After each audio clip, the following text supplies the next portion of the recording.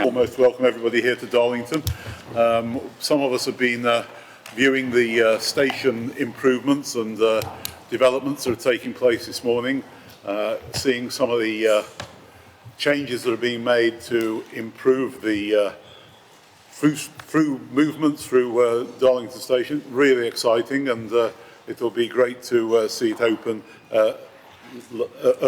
later this year and early next year. So that was really fascinating to see. This is my last meeting. I'll say something more about that when we come towards the end of the public part of the meeting, other than to say, you know, you're all welcome here this afternoon, and we've got an agenda to work through. So with that, and trying to make some progress, can I ask if there are any declarations of interest that anybody feels they may need to register as regarding what we're going to discuss this afternoon? Okay, thank you. Can I therefore ask Martin to go through the minutes of the last meeting and raise any particular points that he wishes to do so? Chair, good afternoon, ladies and gentlemen. Just to kind of the two key things you've got in my update. One is just a bit of a taster as to the work that we have done as the TFN executive with your exec directors over the summer. From the steer that you gave us at the meeting in June, we've used that as the basis for the work to look at the future status of TFN, which will be taken as a Part 2 item. So you've got a record of that. And I'd say we've also been liaising with James Moore and Henry Kipping at the on behalf of the Great North Executive as well, so making sure that we're starting that conversation there. And the second item, Chair, was just to give an update again on the TFN offer. The last figures we've got, which were the figures for July, we had a further 22 requests in July alone, which takes us to 67 requests for the current financial year. What's interesting is we're making the point of going out, talking with constituent authorities, taking them through what's possible, what's available, helping them understand that. But what that's then generating is more interest and more use of it. And what we're seeing is also people approaching us to see whether they can develop and use some of the infrastructure that we've got, whether it's the IT infrastructure or where we're commissioning work, whether we can actually help support some of that work. And the behaviour surveys are an example where we've been working with potentially South Yorkshire and West Yorkshire about could we put more detail in there on IT infrastructure, talking with Liverpool City Region about whether we can help them. So I think it's an example of where constituent authorities are asking us, can we help and support them, and wherever we can, Chair, we are doing so. But you have the minutes, you've got the update, and if there's any questions, happy to take them. Or Martin, on the minutes or the update that he's just given. Louise. Yeah.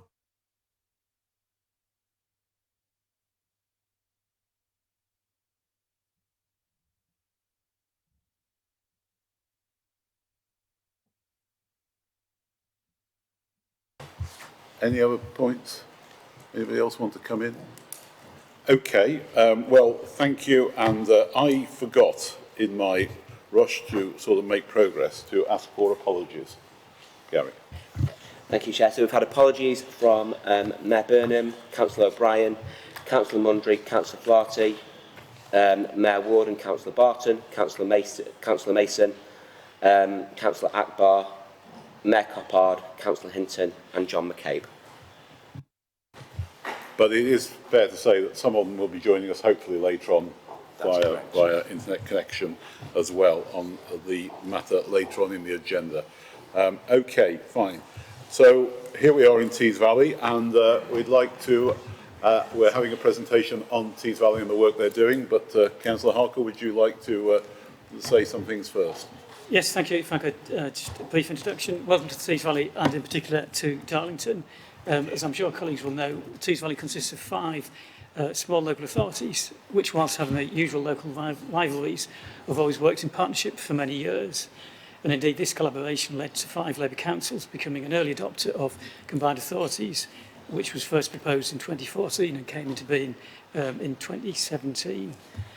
Also, in case you missed this, on the 26th to the 28th of September, we are celebrating the birth of the passenger railway, where we will be, amongst many other things, replicating the inaugural journey of locomotion.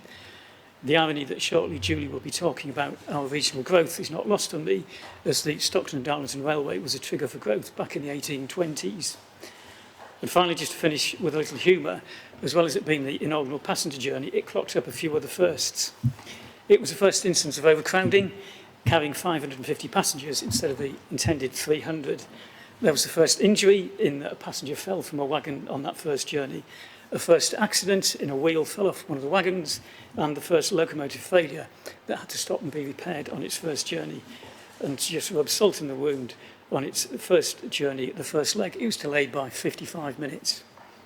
Railways, they'll never catch on. If I can hand over first to Julie and then to Mike Crawshaw.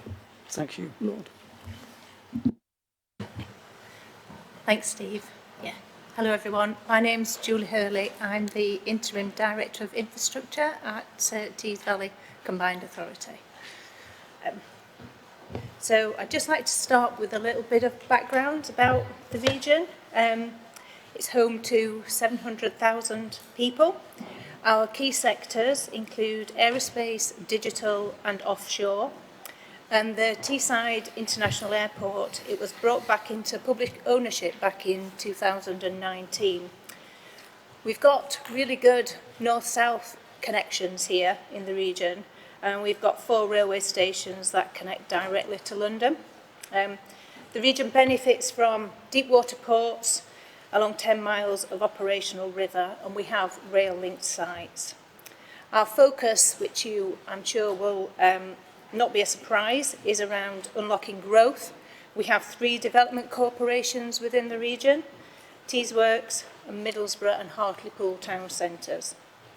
The final bit of background is that 80% of our working population actually work within our region, so connectivity within and between our towns is vitally important for us.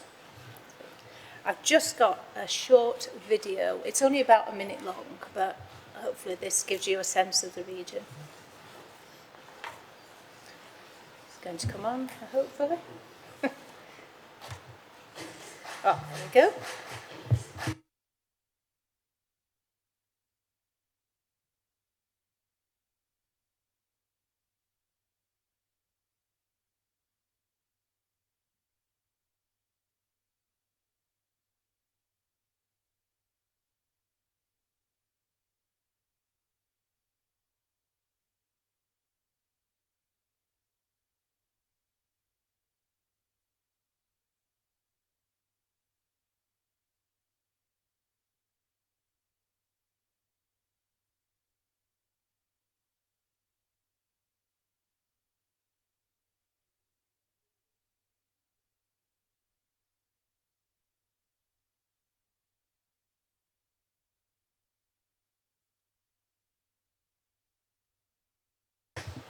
Thank you. Yeah, hopefully. Yeah, so I'm just going to briefly sort of talk a little bit about the things we've been doing and will be doing here in the Tees Valley. Due to its polycentric nature means that actually road investment is really important to us to unlock growth. We're investing in EV infrastructure and conducting hydrogen trials as part of the Hydrogen Hub. One of our key projects is making the case for investment in the A19 New Tees crossing. The river's a barrier here and is the most easterly crossing point of the river. It's really important for connectivity between Hartlepool and Redcar. We wouldn't be in the Tees Valley if I didn't reference the Transporter Bridge as well. I've given the thumbs up from my colleague here. Opened in 1911, it's an iconic Teesside structure. It's actually owned by Stockton and Middlesbrough councils and loved by the community. It's a symbol of the Tees Valley. Unfortunately, it hasn't been operational for 6 years, but money's been allocated using the Transforming Cities Fund to investigate now how it can be brought back into use. So watch this space.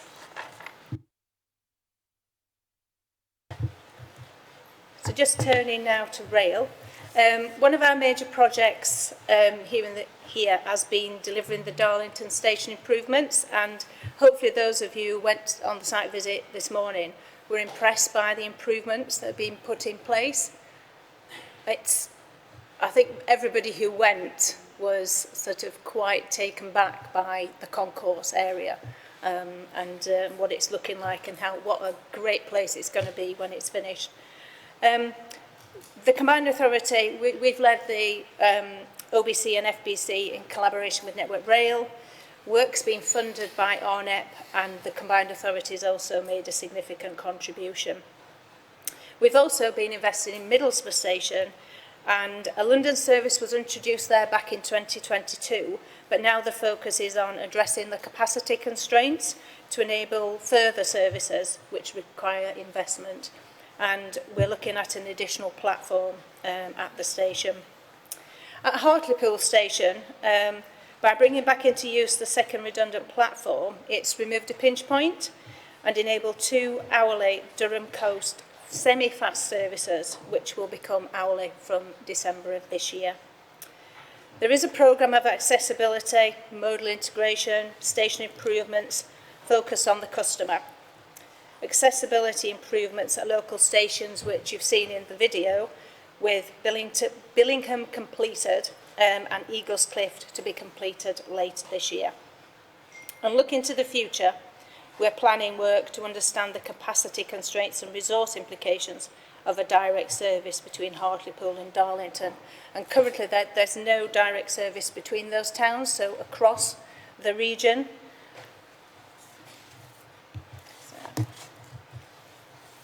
In terms of active travel, our active travel programme is focused on the town centres and employment sites. We've delivered some schemes to date, and we've got a further 8 schemes going on site in January, so that's really good news.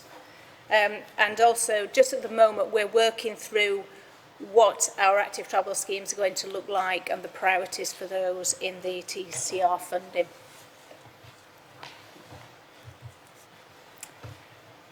And bus. So we have an enhanced partnership in place here with the operators.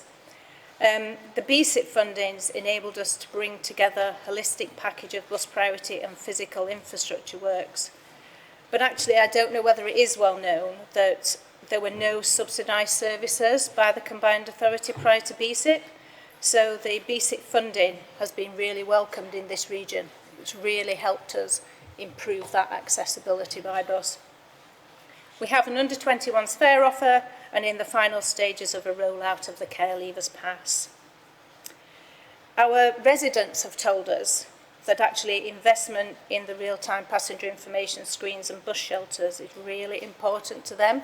So we've been working through a significant programme of putting those in place and improving the shelters. And last but not least, we have a big focus on digital. I don't know whether anybody spotted it, but in the government's AI transport plan, it references our work on the digital bus reliability twin. So we're using AI to improve network performance without the need for any physical changes. We can test things out before it goes on street. We have a trial of autonomous vehicles, which is very much focused on the use case, and welcome the opportunity to take part in any more trials in the future to explore how this can help some of our connectivity gaps here in the region.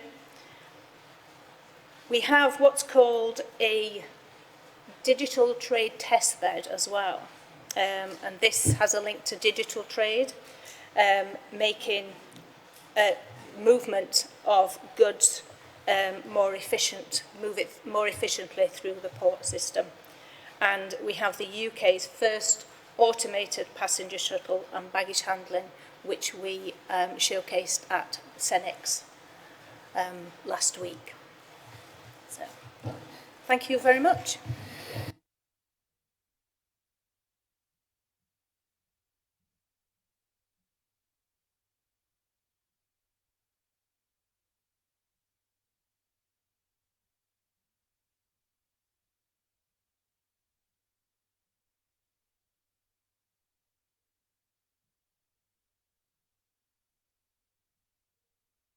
Mike?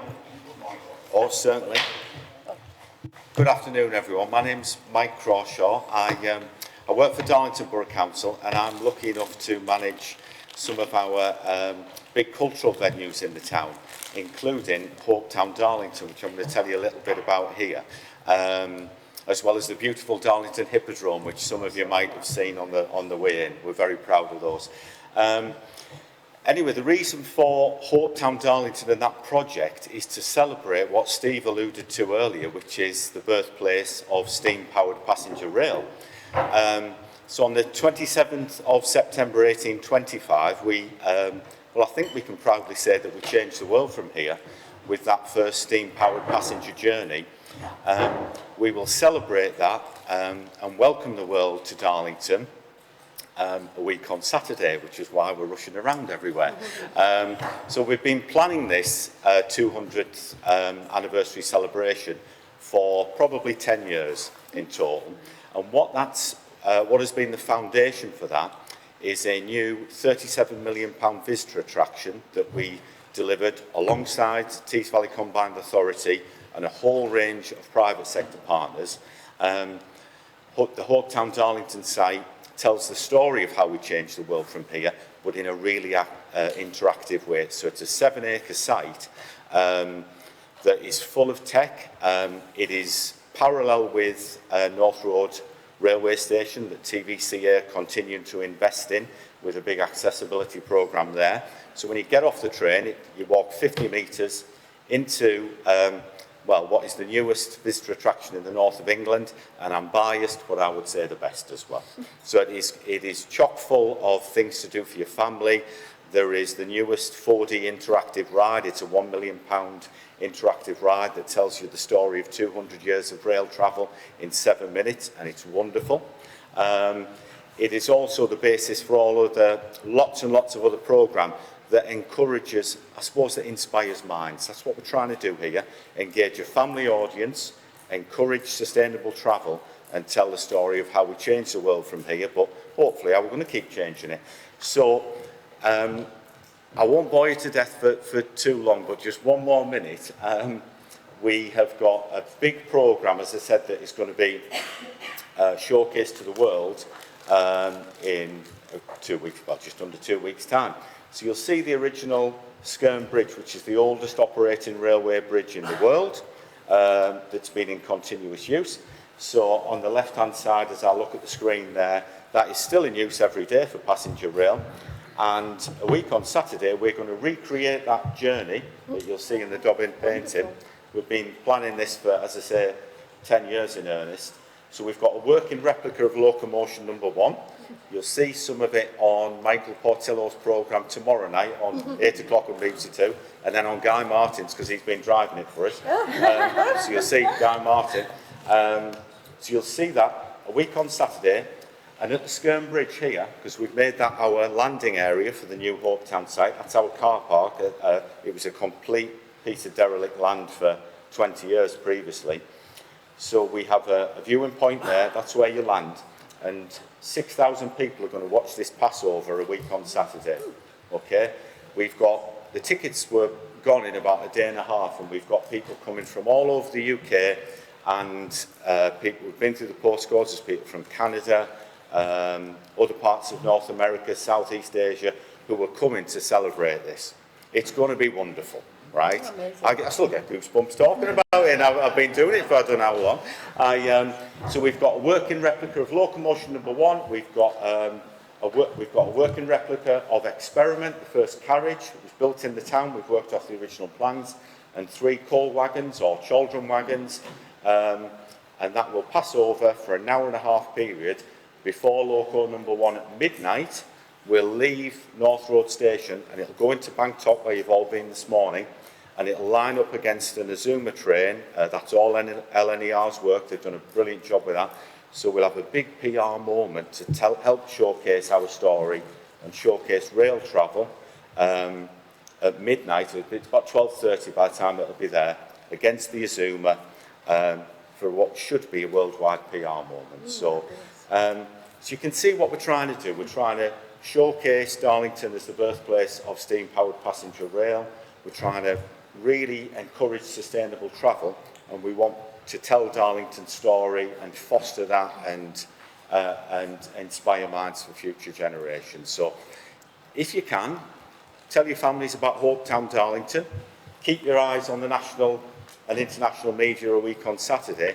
If we have, as I say, the tickets have all gone there. We've probably got a few that we can find on our guest list. If anyone wants to contact me, either through the group, through Steve, because it's going to be a very special occasion. So that's Hope Town Darlington at SNDR 200, and that's about it. So thank you. Thank you. Well, Steve, Julie and Mike, thank you very much for that presentation.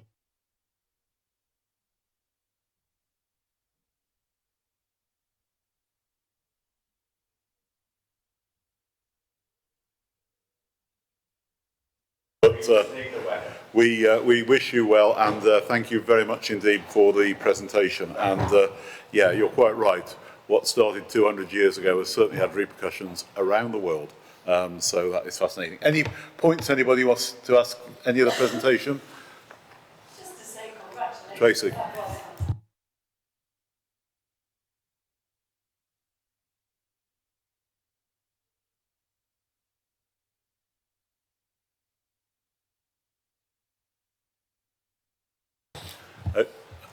Councillor Murray. Just to say with every confidence the event will go very, very well, if only based on the event we had in Kirkby Stephen at the end of August, where we celebrated the other half of the Darlington Railway, the Darlington to T-Bay branch.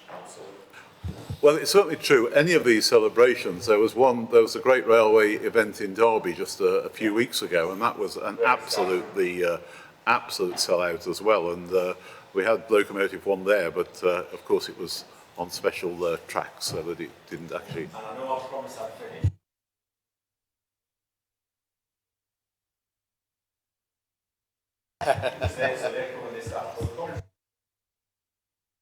Okay, thanks very much indeed. Okay, now other points, questions. I inadvertently forgot to ask for confirmation of the minutes. I take it that being as nobody sort of had any points they wanted to raise, we are happy to confirm the minutes as circulated. Okay, agreed. Thank you very much indeed. My mistake. Now we're coming on to item 5, which is the spending review outcome updates, and I'm going to ask Martin to take us through this, please. Thank you, Chair. If members remember, you made a submission, you agreed a submission in March to the spending review. We gave you an update on the headlines at the June meeting on what we knew at that point. This is just updating you on subsequent announcements.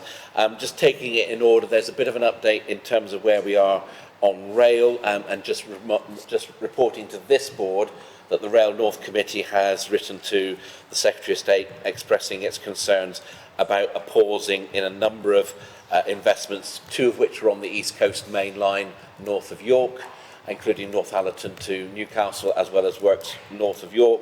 The mainline Midland electrification to Sheffield, some works in Sheffield Station themselves, and upgrades to the Cheshire Line. And the Rail North Committee were making those points. Not only are they important for those locations and those communities, but they are actually part of enabling for Northern Powerhouse Rail, which this board has consistently said as a critical part of unlocking the North economy. It's just a note that we're expecting an announcement on Northern Powerhouse Rail at some point in the near future, and we'll obviously report that to the committee, to the board at that time. You have an update on road investment where there has been a bit more. We've had the announcement made about the funding for the A66 improvement, which again, the TfN executive have been helping National Highways by adding a bit of strength to the business case there, so I think that's a great outcome. We've seen confirmation for a scheme known as Simister Island near Manchester, and we've also seen works being confirmed for Middlewich Eastern Bypass, where again we actually supported the Cheshire East Council with the business case. So some progress there, but I think in terms of the road investment strategy itself, although the draft strategy was published a few weeks ago, there's not a lot of detail in there, and there's still probably quite a bit of work. And one of the things we're suggesting to the board is just whether you want to make any further representations on that, we're working with officers and officials from the North East Combined Authority on the A19 schemes, which are so important there, but where we can, we'll help and support. And the final bit in terms of roads, Chair and Board, was about what's known as the major road network and the large local major schemes. This is a programme of schemes which was the Board advised on in the past. A number of those schemes have been put forward into full business case and being taken to delivery, but there are 13 in the north which are being subject to a review. You've got the overview of the review there. The reason we've brought it to you as a board is there seems to be a number of common themes which promoters are struggling with. So delays in the department, either receiving information, responding to information submitted by promoters. Those delays lead to an increase in the cost, and that increase in cost is then laid on the promoting authority. So it does seem to be an issue, and we've picked up on one scheme where we've been supporting Sheffield City Council, South Yorkshire, around Shalesmoor, where this kind of come through. They've worked with Homes England, they've identified how to make it work, and now the department is looking for further information and advice. And from our experience, it's not actually going to change the overall outcome, but it will inevitably lead to an increase in the cost. So again, it's a question whether the board wants to make representations to the department about the need to streamline and improve their response rates, given the impact it then has on promoting authorities. So those are the updates, Chair.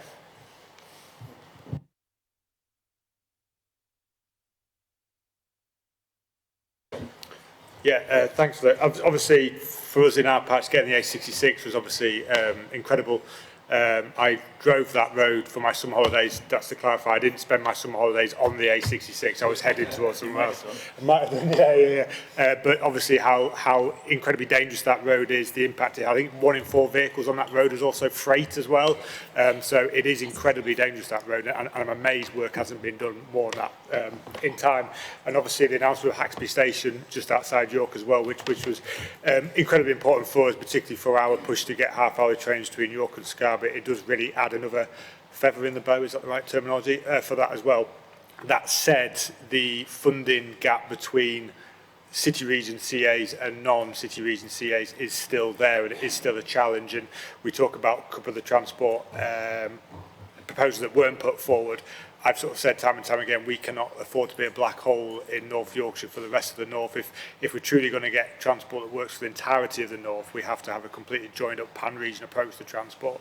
And we can't have a region like mine, which just is potentially would get left behind without that full transport and the flexibility about what we can use that money on. For example, we can't touch rail at the minute, and obviously with our big pushes around half-hourly trains, the station extension at Sherburn, the accessibility of the station at Thirst, the second station potential at Moulton, a lot of our, I would say, quite simple asks and smaller wins, if there are smaller wins in transport, and more cost-effective propositions are those things, and I currently don't have the funding or the ability to touch those. So that's still very much a press from us, and I'd imagine with CAs, which will be coming on as well now, and 6 more coming on next year, that's going to become more apparent and more of a pressing issue that we have this level approach to how transport is funded across the region, North.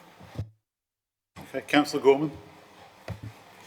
Yes, thanks, Chair. Michael Gorman from Cheshire East, and soon to be, hopefully, part of the Cheshire and Warrington Combined Authority. I just wanted to thank Transport for the North for your support in providing excellent guidance to improve the business case for the Middlewich Eastern Bypass, which I think was crucial. Just to support the colleague's point there, that it's worth noting that as a council we will now have inflationary pressures to overcome due to the significant delays in approval from DFT, and it really, it really does need noting, and something needs to happen about that. But nevertheless, thanks very much indeed for the support. Mayor McGuinness. Yeah, thank you. And just to put on record that myself and other mayors I know are very supportive of David and the other areas' concerns about the need for them to receive funding parity in the funding streams that they have available to them. Martin, to ask your question, I think it's absolutely fair and correct that we make that intervention and highlight that issue to government. Delays cost money. The fact that they cost money stops schemes from happening, and it's not good enough. I think for us, we've got a real opportunity with the announcement of RIS. Some of the things for us, the A19 junctions, Moor Farm, Seaton Burn, are strategically incredibly important to us. And we very much welcome the fact that government are moving away from the traditional Green Book approach. It's music to our ears. I'm extremely hopeful that in the next announcements on that funding programme, we will see something major and strategic announced in the North East, and it will be in defiance of the old Green Book approach with more place and people-based approach, and I think that will be absolutely right, because it will open up significant jobs and homes if we're right. The final thing to just say is I think we've got to keep plugging on Northern Powerhouse Rail. It feels like it's a topic that's been it has re-emerged, re-energised in recent weeks, and I think we're all watching with bated breath. But what will be very important to the North East as the furthest region north is that we absolutely have to see it in full. And if there are plans for it that are not in full, that I don't think is acceptable to us, and I would sincerely hope it wouldn't be acceptable to any of the rest of the north either. Thank you. Mark? Thank you, Chair. I'm just a little unclear from what you've just said on the papers. Are you asking for this board to instruct you to make further representations to DfT about streamlining, or are you saying that's already taking place? Because I think it should take place, obviously. Chair, if I might just pick up on that one, it's asking the board whether you want us to make those representations on your behalf. Absolutely. Okay. Sorry, Steve. Thank you. Just to build on what Mayor Scaife said and Mayor McGuinness, the point about the work not being done in York. People that visited the station this morning to see what's happened at Banktop Station here, all the things that can do won't be achieved until the work is done at York and Northampton and a few other places. So it's not just impacting on York, it's the wider region. And the point that Kim was making, things that don't happen south of the region will hugely impact Tees Valley and the North East combined authorities. Okay, thank you. And Councillor Gittins. Yeah, just to re-emphasise the NPR point that Kim made, we have always said that NPR has to be delivered in full so that everybody benefits right across the north, and we shouldn't be accepting anything less, to be honest. And I think we really need to push for that.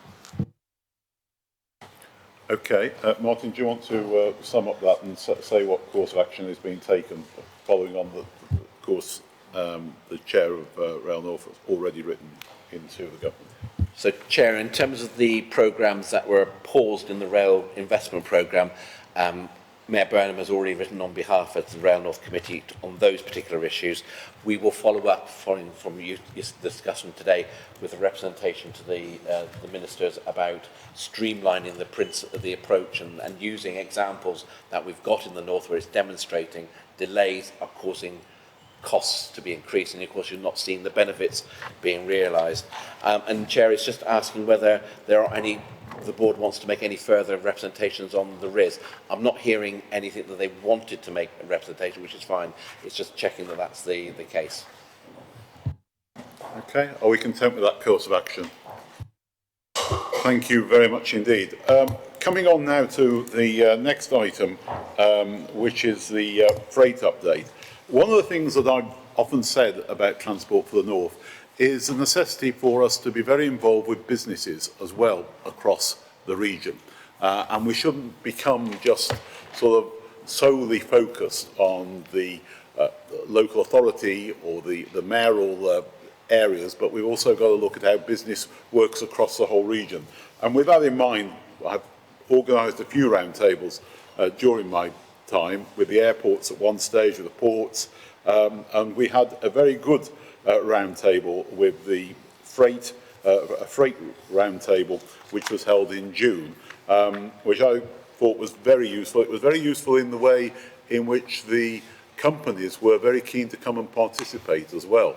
It was, I think, one of the best roundtables we've had for some time. But on that, Rachel, do you want to take us through how you felt it went? I certainly felt it was incredibly worthwhile. Thank you, Chair. I'll take the paper as read, so I will keep it brief. It was a very well attended freight roundtable with a number of senior leaders from across the sector and also Network Rail in attendance. If I could just highlight some of the key themes that emerged from the discussion as well. So the participants identified the need for a network-wide approach to infrastructure planning, which is predominantly to support the unlocking of capacity on key corridors, but also to help accelerate Transpennine route upgrade. That was one of the priorities that they wanted to see. Also measures to help improve cost competitiveness of rail, and they flagged some concern about sort of uncertainty with the transfer of responsibilities to Great British Railway and the potential dominance of passenger service. We were able to update the roundtable on some of the work that we have undertaken within TFN that we think helps to address some of those areas. One of the big areas was around freight blindness and the fact that actually we can do more to help raise awareness of the importance of freight services and why we need to get the balance with passenger. In terms of that piece of work, you'll see that there's two appendices to the report, the first of which is a guide about consolidation centres. And this is a piece of work that we've produced which is intended to help planners and transport planners from across the north to understand the criteria to help identify the best locations for consolidation centres, but also the benefits that they can bring and why we should be considering them in the right places. The second piece is a piece which came from our Northern Transport Voices, which is our online community of residents from across the north. It's a panel of about 2,000 people who we use to regularly test different pieces of research from Transport for the North or do some perception testing if there's a relevant consultation or something that we want to respond to. We did a piece on freight blindness with that panel where we asked them about what their support might be for rail freight services, particularly during off-peak periods. And we got some really surprising results, which you'll see that are attached as Appendix 2. We've shared this piece of work with representatives from the Department for Transport who are actually using it in some of their rail freight planning at the minute, but also with the sector, and people are starting to use this piece to help inform how we could look at ensuring that we get the right balance between freight services and passenger services, because that's really important. The final bit of the paper just highlights the work that we've been doing with ports, and as Lord McLaughlin mentioned, there have been a number of other roundtables that we held, and in 2024 we held a roundtable with senior representatives from the northern ports, and what we're doing at the minute is continuing to work with those ports to help identify some of the key benefits of using the unused capacity within northern ports, how we could do that, and some of the areas that we could look at to help support our northern ports. We're really keen that we continue to work with our executive board and our constituent authorities to help develop this work stream. Subject to feedback from the board today, that's an area that we'll be looking to take forward and accelerate, and bringing our ports together to look at how we best support them with northern freight into northern ports. In terms of next steps, we are continuing to work with our executive board to implement our freight work programme, but also as we head into business planning, we'll be looking to work with our constituent authorities to identify the priorities for next year. Thank you, Chair. Thank you, Rachel. Any points on the proposals? Councillor Murray. Just in terms of linking up infrastructure projects, we talked about roads just a few minutes ago. One of the things which doesn't count as an investment in quite the same way is the work that needs to be done on the M6 in the Loon Gorge over the next few years. It counts as maintenance rather than an investment, I believe, which means it sort of isn't on the same radar as the A66 work that's going to be done, but they will both be happening at the same time. And so in terms of potentially 4 years worth of contraflow on the M6 through Loon Gorge and the A66 work going on at the same time, it is going to be a significant challenge for freight transport throughout that region. Okay, thank you. Mark? Thank you. I think historically freight hasn't had the same import in terms of the number of discussions around this table, so it is to be welcomed. I also make the general point that the voices of business actually does lend legitimacy to this group of people and board. And the more that transport planning can collide with the real world, I think it makes for better transport planning. Thank you. Thank you. Councillor Gorman. Thanks, Chair. Just a quick one from me. I note the comments on Northern Ports, but also the Transport for North support for exploring freight enhancement at Holyhead, which comes through Crewe. I noticed that, I note that Cheshire West and Chester and Transport for Wales are involved in that. Will the Irish government, which will be using Holyhead as a major way of connecting the Irish economy to the north, be involved as well through their consulate in Manchester? Thank you. They're not involved at the minute, but I can take that one away and we can come back to you on it. Okay, Councillor Gittins. Sorry, it's flashing green.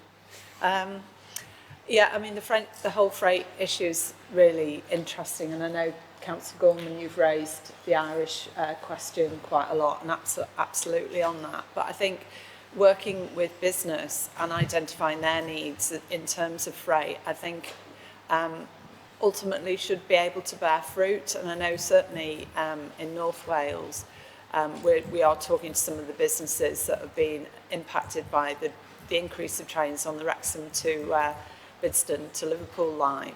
And they've actually come to the table now as a partner. So I think the more we can engage with businesses, because at the moment the public sector is paying for everything, and actually there might be a business case for the private sector as well, coming in and supporting some of the freight work that's required to increase capacity on our lines. And I know, you know, Steve Rotherham's not here, but he has been banging on about freight for years and years, so it's good to have that discussion here. Yeah, certainly one of the points I did put to the industry was whether there was some practical place that we could go and see some of the freight work being done as TFN, or one of the future meetings you have, a bit like we've done this morning with the Darlington, that might be something that we can incorporate so that we can actually see, you can see it firsthand what's going on and the challenges they have. As I made the point, freight does serve 100% of the population as far as railways are concerned, which passengers, not quite so many, but hopefully we come on. Mayor Skate. Just one point to raise, Chair, and I'm sure it's on your mind, but obviously we have Drax Power Station in Selby as well. The importance of those pieces of national infrastructure importance as well. Obviously, I think that's the most freight-heavy place in the north, maybe even in one of the country. And so that importance around making sure that those places are well supported, where if there are any change, obviously we've already touched on the A66 now, much freight is used on that road, but if a place like Drax were ever impacted through the ability to be able to get wood and everything there, then that would obviously have that impact on a national level and a national importance. So it's not just looking at businesses, which are incredibly important in the ports, but looking at those pieces of infrastructure in and around the region that would also be impacted positively or in a negatively way around freight as well. I'm sure. I think it is an area that more work can be done by us on, and we can be that catalyst to move forward. So I think that is a future challenge for Transport for the North. Okay, well, thank you very much indeed for that. Can we then move on to item 7? Katie, I'm going to ask you to lead on this. This is the Rail North Committee update, please. Thank you, Chair. In the absence of Mayor Burnham, I'll just offer a few reflections on the paper, if I may. I'll take it as read. I think I was going to, Councillor Gittins already mentioned it, but I didn't think we could come here today and not talk about TransPennine Route upgrade and the magnificent progress that we've seen around Church Fenton. And while perhaps the inconvenience of the blockade at Huddersfield isn't something a lot of people want, actually it's another step on the journey, if you'll excuse the pun, to delivering us a better railway. I think we've touched briefly already on the letter the committee decided to write in respect of rail investment. I think I would just add that that letter also encapsulated the views around the East Coast Main Line timetable change. And obviously when the committee originally gave its support to that timetable change, there were certain conditions attached to it, which included the key investments that we've spoken about here as well. And I think around I think it was fair to say Councillor Gannon was very eloquent, I think, in his arguments and points about actually the impact of some of our communities too. So that got picked up within the letter. The second point as well is the Secretary of State had come back to the committee around the idea about accessibility, acknowledging the scale of the challenge that we've got here in the north of England around our rail stations. But the committee were disappointed that the Access for All funding was to remain central. So the committee have written again to press for that to be devolved, because the current pace is 3 stations a year to deliver accessibility improvements. And I think the view was that actually if there's an opportunity to do more through devolved funding and local delivery partnerships, that potentially pace could be improved, but also there's an opportunity to align funding streams. And Mayor Skaith, we took the opportunity in that letter as well to pull out the point about the flexibility for all mayoral combined authorities and areas in terms of the ability to fund schemes. I know firsthand from working with you on York and Scarborough. And I think the final point just to pull out of the paper is where we've got to around rail reform, recognising the new MSA statutory relationships and partnerships that will exist. Actually, how could we continue to use or build upon a mature partnership like the Rail North Committee to enable the North to do its coordination, its thinking, its joining up, particularly when it comes to topics, for example, like championing accessibility at rail stations. We had a very positive and helpful conversation with Rob and with Laura Shope as well, and we'll continue working with all of your officers over the coming months to bring some fuller details back to the committee later this year. Thank you, Chair. Okay, any questions for Katie? Any points that, sorry. Thanks, Chair. It is disappointing that funding remains at the centre and we're only contemplating 3 stations a year. I do feel a bit like John the Baptist, actually, wandering around making the case for Crewe, but nevertheless I'm going to do it. Investment in Crewe to improve accessibility is desperate. Crewe is in the north, it's the gateway to the north, it has passenger and freight links to London, Scotland, Wales, Ireland through Holyhead. It has 360-degree connectivity. Crewe serves over 3 million passengers per year, and I think many people here will have changed at Crewe. It's identified, or was identified, as one of 10 major stations in the UK needing investment. Of those 10 on the list, it is the only one that has received no investment. Crewe, ironically, like Darlington, is a railway town, abandoned by the cancellation of HS2. It has real and persistent accessibility issues and is in desperate need of investment. It needs a transfer deck. Congratulations on the £100 million investment here in Darlington. I think it will be fantastic. But remember, Crewe is at the heart of the UK passenger and freight network. It is in the north. It is the gateway to the north. Its current condition, and I use my words carefully, is a national scandal. And we need investment in Crewe. Thank you, Chair. Thank you, Councillor Gorman. I completely endorse what you've just said there about Crewe and the importance of it in the rail network. Councillor Riley. Thanks, Chair. The other point in the question of accessibility, I think, is about Network Rail's performance in delivering the ones that have managed to sort of get into the hat. I mean, there's 2 in Lancashire, one at Chorley, one at Burnley-Manchester Road, which are moving at an absolute snail's pace. And I mean, again, it does strike you really in support of the comments that have been made. It strikes you that some local delivery partnership would be a huge improvement really on these things being done from a sort of national top-down. But certainly there's a real issue about the performance. Thanks. Mayor McGuinness. Yeah, so the devolution of the... Oh, thank you. On the accessibility of the... the devolution of accessibility funding, I can't quite fathom why they're clinging on to it. And this is the thing for me, is, you know, across the North East, and I get the case for Crewe, but this is a problem all over the country. Inaccessible stations, particularly in more rural areas, where we're asking people to transition and we're just not doing anything. They are not getting done at any sort of pace whatsoever, and we've got no mandate to focus on it because they won't devolve it.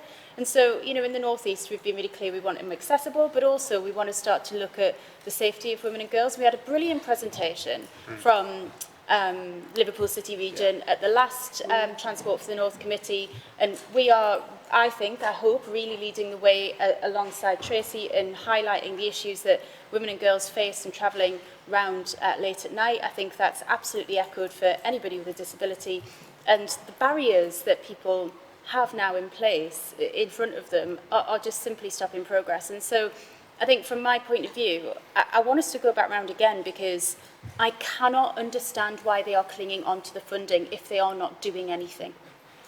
Because we all know that collectively we would have had an awful lot more done by then.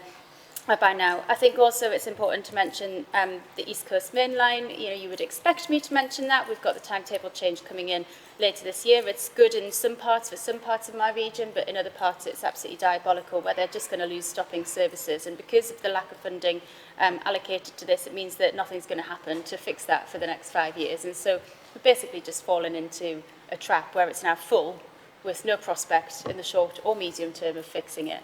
And I find that really disappointing, and I'm hoping that, you know, with the advent of GBR, we might see some movement. But, you know, it is pretty easy for my residents to feel overlooked, and I guess it makes, again, the case, you know, and we will talk about this more in the context of Northern Powerhouse Rail, I'm quite sure, as and when that makes its way back onto the agenda properly, for more capacity on the Leam side. Okay. Yeah. Follow-up, I think Thirsk is the only station in the whole of Yorkshire, I think, that's actually part of the accessibility fund that hasn't received it. And if we're only doing 3 a year, I'll be dead, I think, by the time that gets done. Is there a process where we can actually have a review, and if the stations are taking a long time as well, is there a process where we can actually have a kind of view of where we are in terms of what's been done, the speed of pace, what is coming down the tracks, pardon the pun? When I speak in transport, I only ever speak in puns, I don't know if anyone else does it. But it's an opportunity to just have a little bit of a dive into it, because if this is something, a challenge that even stations have been delivered are taking time, and someone like Thirsk, which I know I raised, I think at the very first meeting I came to, I think that was the only one, and it's incredibly important to have that. It might be worth just having a bit more of a deeper dive into that specific point, just to see exactly where we are on it. Braben. Thanks. Just to support what fellow mayors have been saying, it is astonishing. 72% of the stations in West Yorkshire aren't accessible. And I know TransPennine Upgrade is going to deliver some change, but the frustration we have on the ground, where it feels like a blame game as well, that one TOC is blaming Network Rail is blaming the Northern or whatever. We surely have a better way to do this. And I was just saying to fellow mayors that we may be able to use this as a right to request, which is part of the devolution bill, that we are already, we've got a consensus on 3 new powers that we would ask government for, and they then have to explain why we can't have it, rather than us begging for it. And I think this could potentially be a consensus and a right to request on devolved powers and access for all, and also that the money stays in the north. It is shocking, the pace of change. And we are in a situation where devolution gives the government an opportunity to deliver faster. Why are you tying our hands? We are here to help and work in partnership, collectively, cooperatively with TOCs and Network Rail. Just let us get on with it. It's quite shocking that we've got these numbers, and I just want to back what Kim and David have said. We just have to keep pressing on this. We can't take no for an answer. Thank you. Councillor Murray. Just to say, we're not all mayors just yet, but we may be soon. But we've got some fantastic work being done by all sorts of different people looking at integrated transport plans using Settle Carlisle, transport throughout the Upper Eden and Lower Eden valleys. It's all great, but completely theoretical, while our stations remain inaccessible. So thank you for those helpful comments. A couple of things. Mayor Scaife, the body of work that you've mentioned about the Rail North Committee had a task and finish crew over the last year. We've got all of that. We've offered that to the department. We've said we've done the homework. You know, let's see if we can work with you on this. I think secondly, in the letter that has gone back, and it went in Friday, we've just sent it around this morning, it does actually raise the point about the right to request and to say that, that the chair of Rail North Committee would want to explore it with fellow mayors and leaders to see what the opportunities were there.